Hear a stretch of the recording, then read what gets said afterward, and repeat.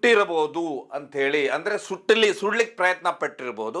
ಅದಕ್ಕಿಂತ ಮೊದಲು ಇವ್ರು ಏನ್ ಮಾಡ್ತಾರೆ ಅಂದ್ರೆ ಭೀಕರವಾಗಿ ಕತ್ತನ್ನ ಕೊಯ್ದಿರ್ತಾರೆ. ಆ ಹುಡುಗನ ಕತ್ತನ್ನ ಕೊಯ್ದಿರ್ತಾರೆ ಭೀಕರವಾಗಿ. ಅಲ್ಲಿ ಡೆತ್ ಆಗಿ ಬಿದ್ದಿರುತ್ತೆ ಅಂದ್ರೆ ಅದಾಗ್ಲೇನೆ ಅದರ ಹತ್ಯೆ ಆಗಿರುತ್ತೆ.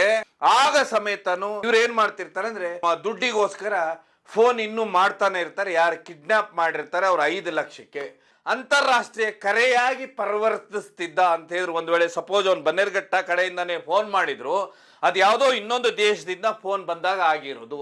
ಇದೆಲ್ಲ ಇವನಿಗೆ ಹೇಗೆ ಗೊತ್ತಿತ್ತು ಅನ್ನುವಂಥದ್ದು ಮೊದಲು ಇಲ್ಲಿ ತನಿಖೆ ಆಗ್ಬೇಕಾಗಿರುವಂತದ್ದು. ಮಾನ್ಯ ವೀಕ್ಷಕರೇ, ಅಳಿದು ಉಳಿದವರು ಕಂಡಂತೆ ಸ್ವಾಗತ ಸುಸ್ವಾಗತ. ಇತ್ತೀಚೆಗೆ ರಾಜ್ಯವೇ ಬೆಚ್ಚಿ ಬೀಳಿಸುವಂತ ಅಂತ ಹೇಳಿದ್ರೆ ಬೆಂಗಳೂರಿನಲ್ಲಿ ಒಂದು ಕಿಡ್ನಾಪ್ ಆಗುತ್ತೆ. ಕಿಡ್ನಾಪ್ ಮಾಡಿದಂಥವರು ಎಲ್ಲಿ ನಮ್ಮ ಗುರುತು ಪತ್ತೆ ಆ ಮಗುಗೆ ಗೊತ್ತಾಗತ್ತಂತ ಹೇಳಿ ಆ ಹುಡುಗನ್ನ ಕೊಂದ ನಂತರ ಅವ್ರು ಏನ್ ಮಾಡ್ತಾರೆ ಅಂತ ಹೇಳಿದ್ರೆ ಕಿಡ್ನಾಪ್ ಹಣಕ್ಕೆ ಬೇಡಿಕೆ ಇಡ್ತಾರೆ 5 ಲಕ್ಷ ರೂಪಾಯಿಗೆ. ಈ ಘಟನೆ ನಡೆಯುವಂತಹದ್ದು ಬೆಂಗಳೂರಿನ ಅರಕೇರಿಯಲ್ಲಿ. ಬೆಂಗಳೂರಿನ ಪ್ರತಿಷ್ಠಿತ ಸ್ಕೂಲ್ನಲ್ಲಿ ಕಲಿಯುವಂತ ಹುಡುಗ ನಿಶ್ಚಿತ್ ಅನ್ನುವಂತ ಹುಡುಗನ ಕೊಲೆ ಆಗುತ್ತೆ. ಇದನ್ನೆಲ್ಲ ನೀವು ಈಗಾಗ್ಲೇನೆ ಕೇಳಿರ್ತೀರಾ.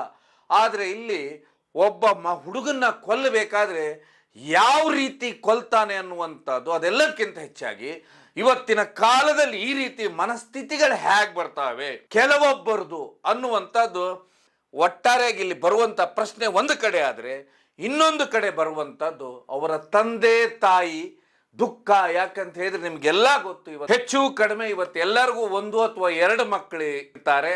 ಅವರಿಗೆ ವಿಶೇಷವಾಗಿ ವಿದ್ಯಾಭ್ಯಾಸ ಮಾಡಿಸ್ಬೇಕು ಅಂತ ಹೇಳಿ ತಂದೆ ತಾಯಿ ಬೆಳಗ್ಗೆಯಿಂದ ರಾತ್ರಿವರೆಗೆ ದುಡಿತಾರೆ. ತಮ್ಮ ಮಕ್ಕಳು ಒಳ್ಳೆ ಎಜುಕೇಶನ್ ಇನ್ಸ್ಟಿಟ್ಯೂಟ್ ಅಲ್ಲಿ ಓದಬೇಕು, ಮುಂದೆ ಒಂದು ಪ್ರತಿಭಾವಂತರಾಗಬೇಕು, ಪ್ರತಿಯೊಂದು ಮಾಡಿರ್ತಾರೆ. ಯಾಕಂದ್ರೆ ಇಡೀ ತಮ್ಮ ಜೀವವನ್ನೇ ಆ ಮಕ್ಕಳ ಮೇಲೆ ಇಟ್ಟಿರ್ತಾರೆ. ಅದರ ಮಧ್ಯೆ ಒಂದು ಮಗುವಿನ ಭೀಕರವಾಗಿ ಹತ್ಯೆ ಆಗುತ್ತೆ. ಈ ಹತ್ಯೆ ಯಾವ ರೀತಿ ನಡೆಯುತ್ತೆ ಅಂತ ನಾವು ನೋಡ್ತಾ ಹೋದ್ರೆ ಸುಮಾರು ಸರಿ ಅಂತ ಹೇಳಿದ್ರೆ ಮನವೇ ಕುಲ್ಕುತ್ತೆ. ಯಾಕಂತ ಹೇಳಿದ್ರೆ ಏನು ನಿಶ್ಚಿತ್ ಅನ್ನೋ ಹುಡುಗ ಇರ್ತಾನೆ, ಇವನು ಬೆಂಗಳೂರಿನ ಪ್ರತಿಷ್ಠಿತ ಸ್ಕೂಲ್ನಲ್ಲಿ ವಿದ್ಯಾಭ್ಯಾಸ ಮಾಡ್ತಾ ಇರ್ತಾನೆ. 8ನೇ ಕ್ಲಾಸಲ್ಲಿ ಓದ್ತಾ ಇರ್ತಾನೆ.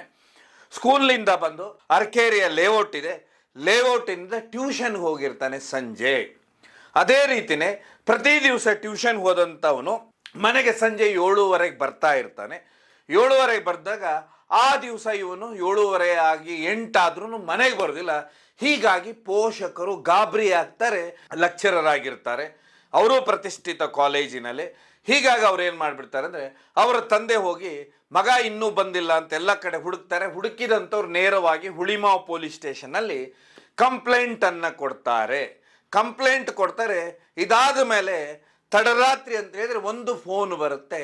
ಆ ಫೋನು ನಂಬರ್ ನೋಡಿದಾಗ ಅದು ಬೇರೆ ರೀತಿಯ ಕಾಲ್ ಇರ್ತದೆ. ಅಂದ್ರೆ ಈಗ ಇವತ್ತಿನ ಕಾಲದಲ್ಲಿ ಏನು ಆ್ಯಪ್ನಿಂದ ಬೇರೆ ಬೇರೆ ಇಂಟರ್ನ್ಯಾಷನಲ್ ಕಾಲ್ನ ಕನ್ವರ್ಟ್ ಮಾಡಿ ಬರುವಂಥ ಮುಖ್ಯ ಇದು.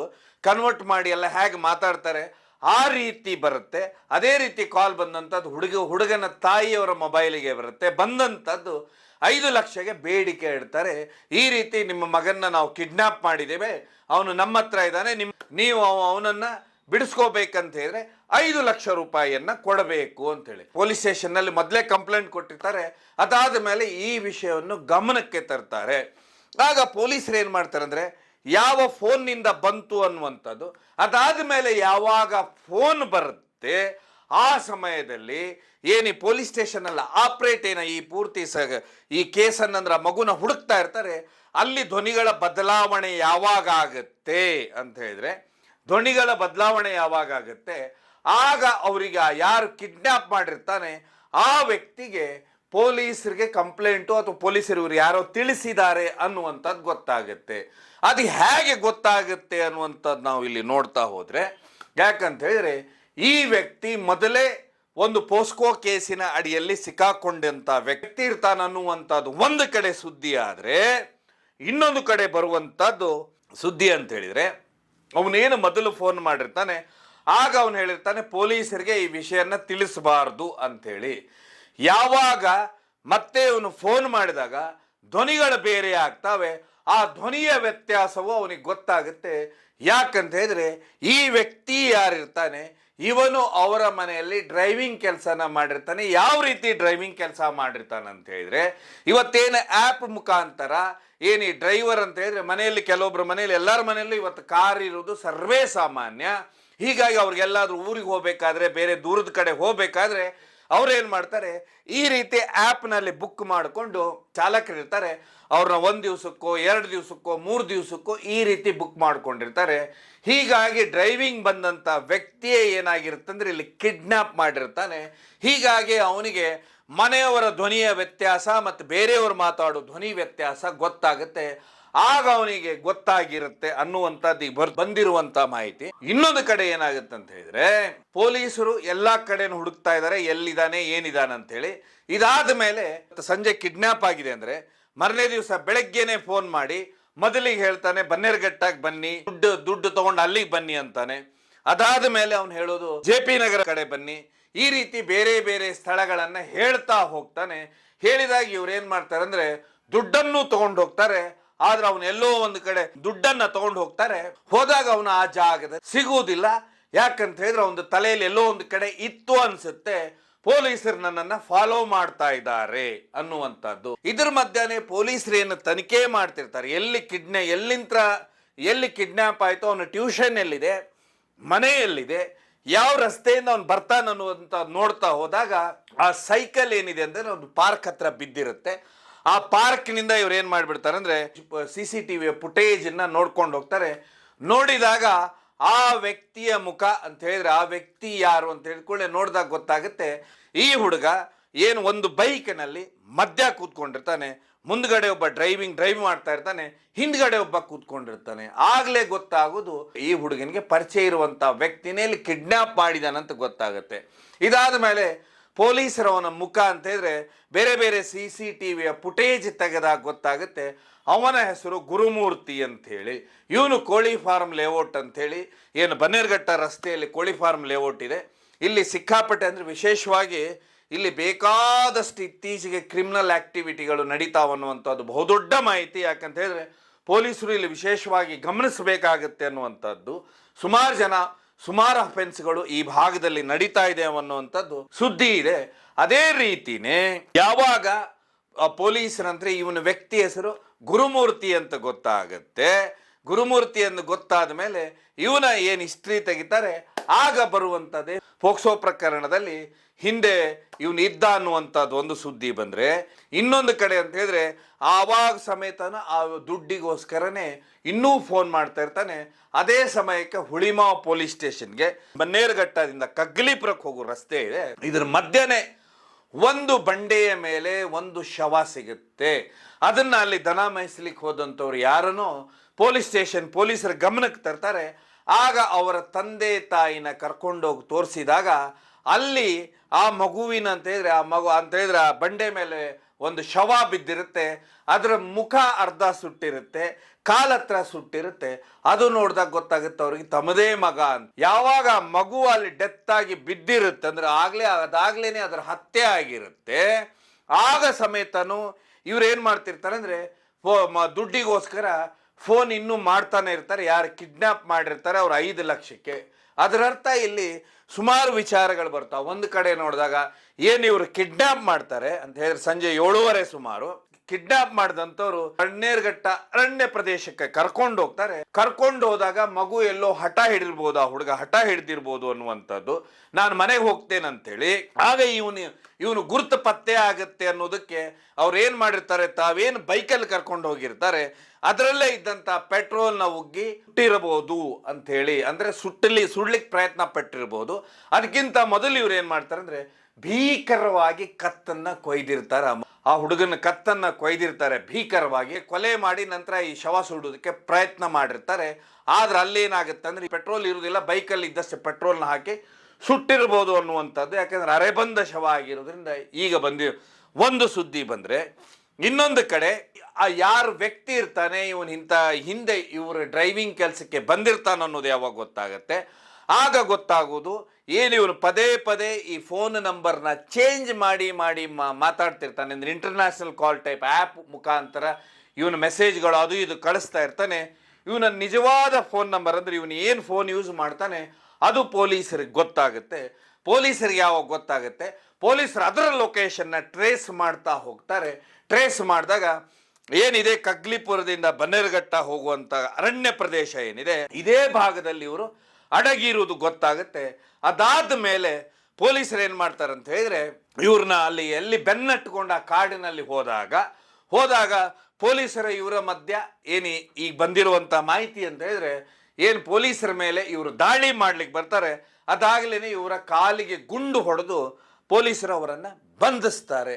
ತುಂಬಾ ಯೋಚನೆ ಮಾಡಬೇಕಾದಂತ ವಿಚಾರ ಅಂತ ಹೇಳಿದ್ರೆ, ಒಂದು ಇಲ್ಲಿ ನಾವು ನೋಡ್ಬೇಕಾಗಿದ್ದು ಇವತ್ತಿನ ಅಂದ್ರೆ ಹುಡುಗನ್ನ ಕೊಲೆ ಮಾಡುವ ಮನಸ್ಥಿತಿ ಯಾವ ರೀತಿ ಇರುತ್ತೆ, ಅದನ್ನು 5 ಲಕ್ಷ ರೂಪಾಯಿಗೆ ಅನ್ನುವಂಥದ್ದು ಒಂದು ಕಡೆ ಆದ್ರೆ, ಇನ್ನೊಂದು ಕಡೆ ಬರುವಂತದ್ದು ಯೋಚನೆಗಳು ಎಷ್ಟು ಕ್ರೂರವಾಗಿರ್ತಾವೆ, ಒಟ್ಟು ದುಡ್ಡಿಗೋಸ್ಕರ ಏನು ಮಾಡಬಲ್ಲರು ಅನ್ನುವಂಥದ್ದು. ಇನ್ನೊಂದು ಕಡೆ ಚಾಲಕರು ಬೇಕಾಗಿರ್ತಾರೆ, ಚಾಲಕರಲ್ಲಿ ಎಲ್ಲರೂ ತುಂಬಾ ಒಳ್ಳೆಯವರು ಇರ್ತಾರೆ. ಆದ್ರೆ ಕೆಲವೊಮ್ಮೆ ಯಾರಿಗೆ ಈ ಆ್ಯಪ್ ಮುಖಾಂತರ ಪ್ರತಿ ದಿವಸ ಬೇಕಾಗ್ತಾರೆ ಡ್ರೈವರ್ಗಳು ಅಂಥೇಳಿ, ಆ ಡ್ರೈವರ್ಗಳನ್ನ ನೇಮಿಸುವ ಹೊತ್ತಿಗೆ ಮೊದಲು ಅವ್ರು ಏನ್ ಮಾಡ್ತಾ ಇದ್ರು, ಹಿಂದೆ ಯಾವ್ದಾದ್ರು ಕೇಸಿನಲ್ಲಿದ್ರ ಅನ್ನುವಂಥದ್ದನ್ನು ಮೊದಲು ನೋಡ್ಕೋಬೇಕಾಗುತ್ತೆ. ಆದ್ರೆ ಇಲ್ಲಿ ತುಂಬಾ ದುರಾದೃಷ್ಟ ಅಂತ ಹೇಳಿದ್ರೆ, ಈ ವ್ಯಕ್ತಿ ಮೊದಲು ಏನು ಮಾಡ್ತಾ ಇದ್ದ ಅನ್ನುವಂಥದ್ದೇ ಗೊತ್ತಾಗುವುದಿಲ್ಲ ಈ ಗುರುಮೂರ್ತಿ. ಯಾಕಂತ ಹೇಳಿದ್ರೆ ಈ ಗುರುಮೂರ್ತಿ ಬಂದ್ಬಿಟ್ಟು ಕೋಳಿ ಫಾರ್ಮ್ ಲೇಔಟ್ನವನು. ಅದಾದ್ಮೇಲೆ ಇವನೊಟ್ಟಿಗೆ ಇದ್ದವನು ಇನ್ನೊಬ್ಬ ಗೋಪಾಲಕೃಷ್ಣ ಅಂತ ಹೇಳಿ, ಇವರು ವೃತ್ತಿಯಲ್ಲಿ ಇಬ್ರು ಡ್ರೈವಿಂಗ್ ಮಾಡುವಂಥವ್ರು. ಅಂತ ಹೇಳಿದ್ರೆ ಪಾರ್ಟ್ ಟೈಮ್ ಜಾಬ್ ಏನಿದೆ ಅಂತ ಹೇಳಿದ್ರೆ ಆ್ಯಪ್ ಮುಖಾಂತರ ಯಾರ್ಯಾರಿಗೆ ಈಗ ಡ್ಯೂಟಿ ಇವ್ರಿಗೆ ಬೇಕಾದ್ರೆ ಅಂತ ಯಾರಾದರೂ ಅಲ್ಲಿ ಆ್ಯಪ್ನಲ್ಲಿ ಬುಕ್ ಮಾಡಿದರೆ ನಮಗೆ 3 ದಿವಸ ಡ್ರೈವರ್ ಬೇಕು ಅಂಥೇಳಿ, ಆಗ ಅಥವಾ 2 ದಿವಸನೋ ಅಥವಾ 10 ದಿವಸನೋ ಟೆಂಪ್ರವರಿ ಡ್ರೈವರ್ ಬೇಕಂದ್ರೆ ಈ ರೀತಿಯ ವೃತ್ತಿ ಮಾಡುವಂಥವ್ರು ಈ ಗುರುಮೂರ್ತಿ ಆಗಿರ್ತಾನೆ. ಆದರೆ ಈ ಗುರುಮೂರ್ತಿ ಅದನ್ನೇ ಇವರ ಕುಟುಂಬದ ಹಿನ್ನೆಲೆ, ಮಗುನ ನೋಡಿ, ಆ ಹುಡುಗನ್ನ ನೋಡಿ ಪೂರ್ಣವಾಗಿ ಒಂದು ಪ್ಲ್ಯಾನ್ ರೆಡಿ ಮಾಡ್ತಾನೆ. ಇವನ್ನ ಕಿಡ್ನ್ಯಾಪ್ ಮಾಡಿ ದುಡ್ಡು ವಸೂಲಿ ಮಾಡ್ಬೇಕಂತೇಳಿ. ಯಾವಾಗ ಕಿಡ್ನ್ಯಾಪ್ ಮಾಡ್ತಾನೆ, ಅದಾದ ಮೇಲೆ ಇವನೇನು ಮಾಡಿಬಿಡ್ತಾನೆ ಅಂದರೆ, ನಾಳೆ ಎಲ್ಲಿ ಸಾಕ್ಷಿ ಸಿಗುತ್ತಂಥೇಳಿ ಆ ಹುಡುಗನ್ನ ಮೊದಲೇ ಕೊಂದು ಬಿಡ್ತಾನೆ. ಎಂಥ ಪಾಪಿ, ಎಂಥ ಕಠೋರಿ ಮನಸ್ಸಿನವನಿರ್ಬೋದು ಈ ರೀತಿಯ ಈ ವ್ಯಕ್ತಿ ಅನ್ನುವಂಥದ್ದು ಇಲ್ಲಿ ಗೊತ್ತಾಗುತ್ತೆ. ಇದೆಲ್ಲದಕ್ಕಿಂತ ಹೆಚ್ಚಾಗಿ ಇಲ್ಲಿ ಪೊಲೀಸರು ತನಿಖೆ ಮಾಡಬೇಕಾಗಿರೋದು ಯಾವ ರೀತಿ ಇವನು ಆ್ಯಪ್ ಮುಖಾಂತರ ಏನು ತಾನು ಇಂಗ್ಲೀಷ್ನಲ್ಲಿ ಟೈಪ್ ಮಾಡಿದ್ದನ್ನ ಹಿಂದಿಗೆ ಟ್ರಾನ್ಸ್ಲೇಟ್ ಮಾಡುವಂಥದ್ದು ಗೊತ್ತು. ಇದೆಲ್ಲದಕ್ಕಿಂತ ಹೆಚ್ಚಾಗಿ ಇವನಿಗೆ ಕಾಲನ್ನ ಅಂದ್ರೆ ಇವನೇನು ಫೋನ್ ಮಾಡ್ತಿದ್ದ ಅವ್ರ ಫೋನ್ಗೆ, ಅಂದ್ರೆ ತಂದೆ ತಾಯಿ ಯಾರನ್ನ ಕಿಡ್ನ್ಯಾಪ್ ಮಾಡಿರ್ತಾನೋ ಅವ್ರ ತಂದೆ ತಾಯಿಗೆ ಫೋನ್ ಮಾಡಿದ್ದ, ಅದನ್ನ ಹೇಗೆ ಅಂತಾರಾಷ್ಟ್ರೀಯ ಕರೆಯಾಗಿ ಪರಿವರ್ತಿಸ್ತಿದ್ದ ಅಂತ ಹೇಳಿದ್ರು. ಒಂದು ವೇಳೆ ಸಪೋಸ್ ಅವ್ನು ಬನ್ನೇರುಘಟ್ಟ ಕಡೆಯಿಂದನೇ ಫೋನ್ ಮಾಡಿದ್ರು, ಅದು ಯಾವುದೋ ಇನ್ನೊಂದು ದೇಶದಿಂದ ಫೋನ್ ಬಂದಾಗ ಆಗಿರೋದು. ಇದೆಲ್ಲ ಇವನಿಗೆ ಹೇಗೆ ಗೊತ್ತಿತ್ತು ಅನ್ನುವಂಥದ್ದು ಮೊದಲು ಇಲ್ಲಿ ತನಿಖೆ ಆಗ್ಬೇಕಾಗಿರುವಂಥದ್ದು ಅಂತೇಳಿ ಸುಮಾರು ಜನ ಹೇಳ್ತಾ ಇದ್ದಾರೆ. ಯಾಕಂದ್ರೆ ಎಕ್ಸ್ಪರ್ಟ್ಸ್ ಹೇಳ್ತಾರೆ ಅವನಿಗೆ ಇದೆಲ್ಲ ಹೇಗೆ ನಾಲೆಜ್ ಮೊದಲು ತನಿಖೆ ಆಗ್ಬೇಕಂತಾರೆ. ಇದೆಲ್ಲದಕ್ಕಿಂತ ಹೆಚ್ಚಾಗಿ ನಾನು ಮೊದಲೇ ಹೇಳಿದಾಗ, ಇವತ್ತಿನ ಏನು ತಂದೆ ತಾಯಿಗಳು 1 ಅಥವಾ 2 ಮಕ್ಕಳಿರ್ತಾರೆ, ಇಡೀ ತಮ್ಮ ಜೀವವನ್ನೇ ಆ ಮಕ್ಕಳೊಂದಿಗೆ ಇಟ್ಟಿರ್ತಾರೆ. ಮಕ್ಕಳನ್ನ ಒಂದು ಪೋಷಿಸಿ ಅದ್ಭುತವಾದ ವ್ಯಕ್ತಿಗಳನ್ನ ಮಾಡಬೇಕು ಅಂಥೇಳಿ ತುಂಬ ಕನಸುಗಳನ್ನ ಕಟ್ಕೊಂಡಿರ್ತಾರೆ. ಆದರೆ ಈ ರೀತಿ ಮಧ್ಯಭಾಗದಲ್ಲಿ ಯಾರೋ ಒಬ್ಬ ಅಪರಿಚಿತ ಬರುವಂಥವ್ರು, ಆಗಂತುಕರು ಬರುವಂಥವ್ರು ಏನೆಲ್ಲ ಮಾಡಿ ಹೋಗ್ತಾರಂಥೇಳಿ ಈ ಘಟನೆ ಹೇಳುತ್ತೆ. ಯಾಕಂತ ಹೇಳಿದ್ರೆ ಇಲ್ಲಿ ಚಾಲಕ ವೃತ್ತಿ ಇರ್ಬೋದು ಅಥವಾ ಇನ್ಯಾವುದೇ ವೃತ್ತಿ ಇರ್ಬೋದು, ಯಾರು ಅವರು ಎಲ್ಲರೂ ಮನಸ್ಥಿತಿ ಈ ರೀತಿ ಇರುವುದಿಲ್ಲ. ಯಾಕೆಂದ್ರೆ ಅವರು ಮನೆಯಲ್ಲಿ ತಂದೆ ತಾಯಿ ಆಗಿರ್ತಾರೆ, ಅವ್ರ ತಂದೆ ತಾಯಿ ಮಕ್ಕಳಾಗಿರ್ತಾರೆ, ಯಾರ ಮನಸ್ಥಿತಿನೂ ಇರುವುದಿಲ್ಲ. ಆದರೆ ಯಾರೋ ಕೆಲವೊಬ್ರು ಅಂದ್ರೆ ಕೆಲವೊಬ್ರು ಎಲ್ಲೋ ಒಂದು ಈ ರೀತಿ ಮನಸ್ಥಿತಿ ಉಳ್ಳವರು ಇಡೀ ಶ್ರಮಿಕ ವರ್ಗ ಇದೆ, ಅದರ ಹೆಸರನ್ನ ಹಾಳು ಮಾಡಿಬಿಡ್ತಾರ ಅನ್ನುವಂಥದ್ದು ಇಲ್ಲಿ ತುಂಬಾ ದುರಾದೃಷ್ಟ. ಯಾಕಂತ ಹೇಳಿದ್ರೆ ಈ ರೀತಿ ಆದಾಗ ಸುಮಾರು ಜನ ಇಲ್ಲಿ ಹಿಂದೆ ಮುಂದೆ ಮಾಡಿಬಿಡ್ತಾರೆ, ಯಾರನ್ನ ನಂಬಬೇಕು ಯಾರನ್ನ ಬಿಡಬೇಕು ಅನ್ನುವಂಥದ್ದು. ಆದರೆ ಸುಮಾರು ಎಕ್ಸ್ಪರ್ಟ್ಸ್ಗಳು ಹೇಳೋ ಪ್ರಕಾರ ಕೆಲವೊಮ್ಮೆ ಈ ರೀತಿಯ ವ್ಯಕ್ತಿಗಳು ಅಂತ ಹೇಳಿದ್ರೆ ರಾಕ್ಷಸ ಪ್ರವೃತ್ತಿ ಇರುವಂತ ವ್ಯಕ್ತಿಗಳು ಎಲ್ಲೋ ಒಂದ್ ಕಡೆ ಈ ರೀತಿ ಕೆಲಸಕ್ಕೆ ಹೋದಾಗ ಈ ರೀತಿ ಮಾಡ್ತಾರಂತೆ. ಹೇಯ ಕೃತ್ಯದ ಮನಸ್ಥಿತಿಗಳು ಕೆಲವೊಬ್ಬರಲ್ಲಿ ಇರುತ್ತೆ ಅನ್ನುವಂಥದ್ದು ಇಲ್ಲಿ ಬರುವಂಥದ್ದು. ಹೀಗಾಗಿ ವಿಶೇಷವಾಗಿ ತುಂಬಾ ಬಹುದೊಡ್ಡ ಪ್ರಶ್ನೆ ಅಂತ ಹೇಳಿದ್ರೆ, ಪೊಲೀಸರು ಇದನ್ನು ಕುಲಂಕುಷವಾಗಿ ತನಿಖೆ ಮಾಡಬೇಕು. ಯಾಕೆ ಇವನು ಕಿಡ್ನ್ಯಾಪ್ ಮಾಡಿದ ನಂತರ ನೇರವಾಗಿ ಆ ಹುಡುಗನ ಭೀಕರವಾಗಿ ಹತ್ಯೆ ಮಾಡಿದ, ಅಥವಾ ಇವನ ಉದ್ದೇಶ ಏನು ತನಿಖೆ ಮಾಡಬೇಕಾಗುತ್ತೆ. ಈ ಕೃತ್ಯವನ್ನ ಮಾಡಿದಂತ ಇವರು ಇದ್ದಾರೆ ಕಠಿಣವಾದ ಶಿಕ್ಷೆ ಆದ್ರಷ್ಟೇನೆ ಇಲ್ಲಿ ಈ ರೀತಿಯ ಮನಸ್ಥಿತಿ ಇರುವಂತವ್ರು ಕೆಲವೊಬ್ರು ಎಚ್ಚರಗೊಳ್ಳಿಕ್ಕೆ ಸಾಧ್ಯ. ಇಲ್ಲ ಅಂದ್ರೆ ತುಂಬಾ ಕಷ್ಟ. ಹೀಗಾಗಿನೇ 13 ವರ್ಷದ ಬಾಲಕ ಅವನು, ಆ ಹುಡುಗನ ಆತ್ಮಕ್ಕೆ ಶಾಂತಿ ಸಿಗಬೇಕು, ಅವರ ತಂದೆ ತಾಯಿಗೆ ನ್ಯಾಯ ಸಿಗಬೇಕು ಅಂತ ಹೇಳ್ತಾ ಈ ಕಾರ್ಯಕ್ರಮವನ್ನು ಮುಗಿಸ್ತೇನೆ. ಕಾರ್ಯಕ್ರಮ ನೋಡಿದ್ದಕ್ಕೆ ಧನ್ಯವಾದ. ಇದು ಕೇವಲ ಜನಜಾಗೃತಿ.